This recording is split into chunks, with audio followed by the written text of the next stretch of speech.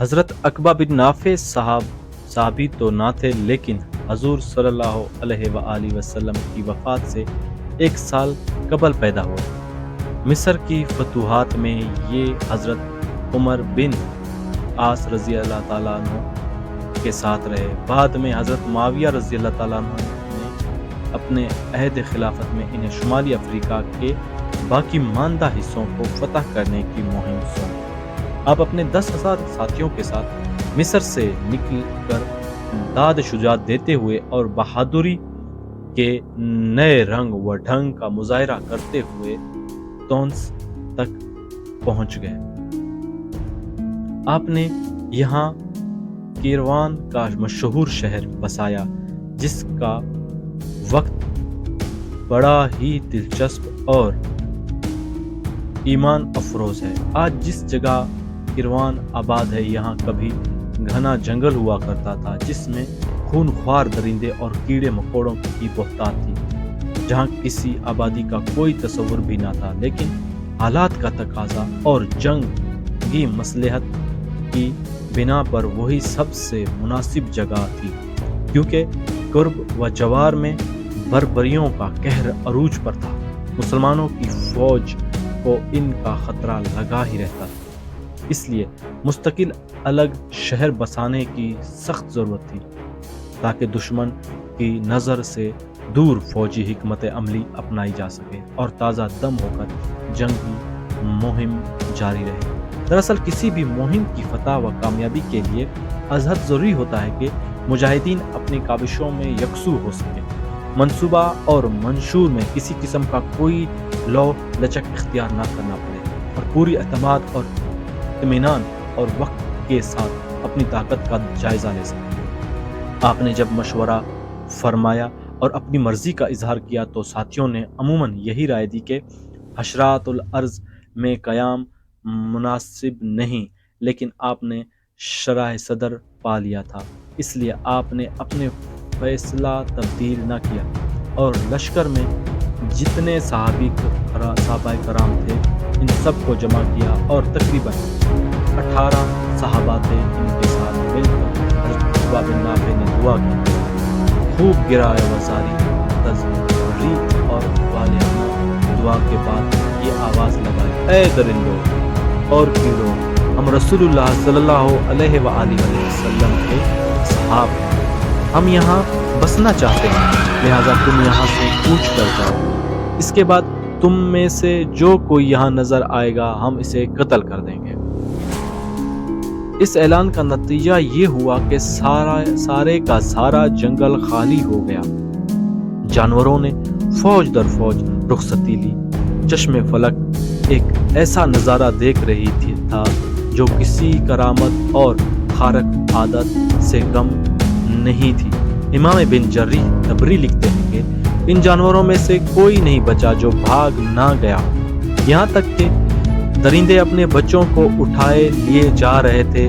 مشہور مورخ اور جغرافیہ دان علامہ زکریا بن محمد قزوینی مرحوم لکھتے ہیں کہ اس روز لوگوں نے ایسا عجیب نظارہ دیکھا جو پہلے کبھی نہ دیکھا تھا، کہ درندے اپنے بچوں کو اٹھائے لے جا رہے ہیں، بھیڑیا اپنے بچوں کو اور سانپ اپنے بچوں کو، یہ سب فوجیوں کی شکل میں نکلے جا رہے تھے۔ یہ منظر دیکھ کر بہت سے بربری مسلمان ہو گئے۔ جب سارے جنگلی جانور جنگلی خالی کر کے اپنی منزل کو سدھار گئے تو مسلمانوں نے وہاں دارالامارات قائم۔ اس کے ارد گرد لوگوں نے مکانات تعمیر کیے۔ اس کے ساتھ ہی حضرت عقبہ بن نافع رضی اللہ تعالیٰ عنہ نے جامع مسجد کی بنیاد ڈالی، لیکن سمت قبلے کے بارے میں کافی متردد تھے۔ کچھ عرصہ تک مسلمانوں نے نماز کی ادائیگی کے لیے تحری غالب سوچ و بچار سے کام لیا۔ ایک شب آپ رضی اللہ تعالیٰ عنہ اس بارے میں فکر مند بیٹھے تھے کہ یکایک آپ کو ایک آواز سنائی دی، کل صبح تم مسجد میں داخل ہونا تو تم کو تکبیر کی آواز سنائی دے گی، تم اس طرف کو چلے جانا، جس سمت اور جگہ پر یہ آواز ختم ہو وہاں پر نشانی लगाना और किबले की दीवार कायम करना। वो सिमत किबला और दीवार किबला होगी। चुनाचा ऐसा ही हुआ। सिमत किबला को मुतमईन करके किरवान की तमाम मसाजिद को इसके मुताबिक बनाया गया। इसके अलावा आपने अपनी आखिरी उम्र में मराकश की सरजमीन पर इस्लामी परचम लहराया और बिलाखिर अस्फी के मकाम पर पहुंच गए, जो अफ्रीका का इंतहाई मगरबी साहिल है, जहां से बहर जुल्मात एटलांटिका नजर आने लगा। इस अजीम समंदर पर पहुंचकर ही वो तारीखी जुमला कहा था जिसे नकल करते हुए हर एक इस्लामी मौरिख फख्र समझता है। इसका तज़किरा पूरे एहतमाम और जोश व खरोश के साथ करता है। आप भी वो फिक्रा पढ़ें और माजी व हाल का मुवाजना कीजिए। आपने फरमाया, परवरदिगार, अगर ये समंदर हायल ना होता तो मैं आपके रास्ते में जहाद करता हुआ अपना सफ़र जारी रखता।